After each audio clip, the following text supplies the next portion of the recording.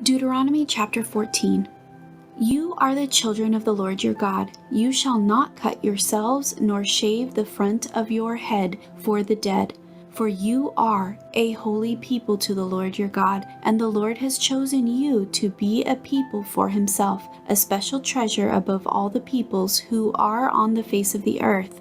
You shall not eat any detestable thing. These are the animals which you may eat: the ox, the sheep, the goat, the deer, the gazelle, the roe deer, the wild goat, the mountain goat, the antelope, and the mountain sheep. And you may eat every animal with cloven hooves, having the hoof split into 2 parts, and that chews the cud among the animals.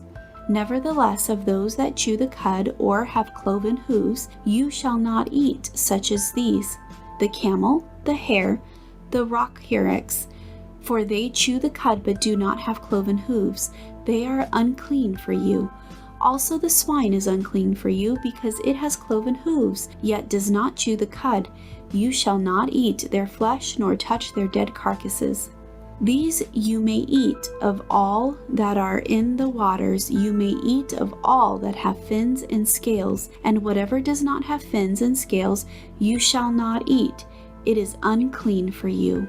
All clean birds you may eat, but these you shall not eat: the eagle, the vulture, the buzzard, the red kite, the falcon, and the kite after their kinds, every raven after its kind, the ostrich, the short-eared owl, the seagull, and the hawk after their kinds, the little owl, the screech owl, the white owl, the jackdaw, the carrion vulture, the fisher owl, the stork, the heron after its kinds, and the hoopoe and the bat.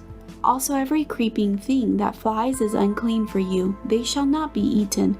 You may eat all clean birds. You shall not eat anything that dies of itself.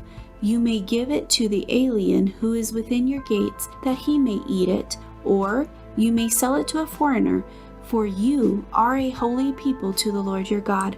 You shall not boil a young goat in its mother's milk. You shall truly tithe all the increase of your grain that the field produces year by year.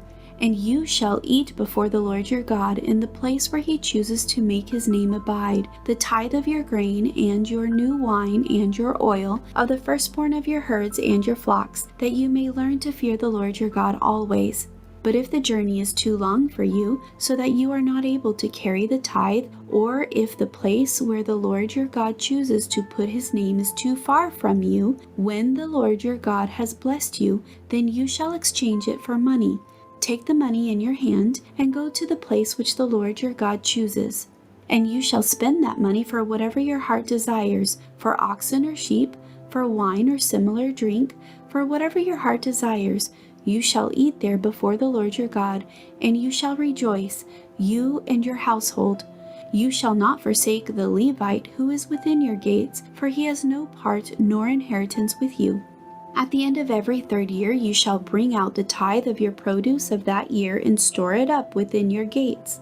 And the Levite, because he has no portion nor inheritance with you, and the stranger, and the fatherless, and the widow, who are within your gates, may come and eat and be satisfied, that the Lord your God may bless you in all the work of your hand which you do.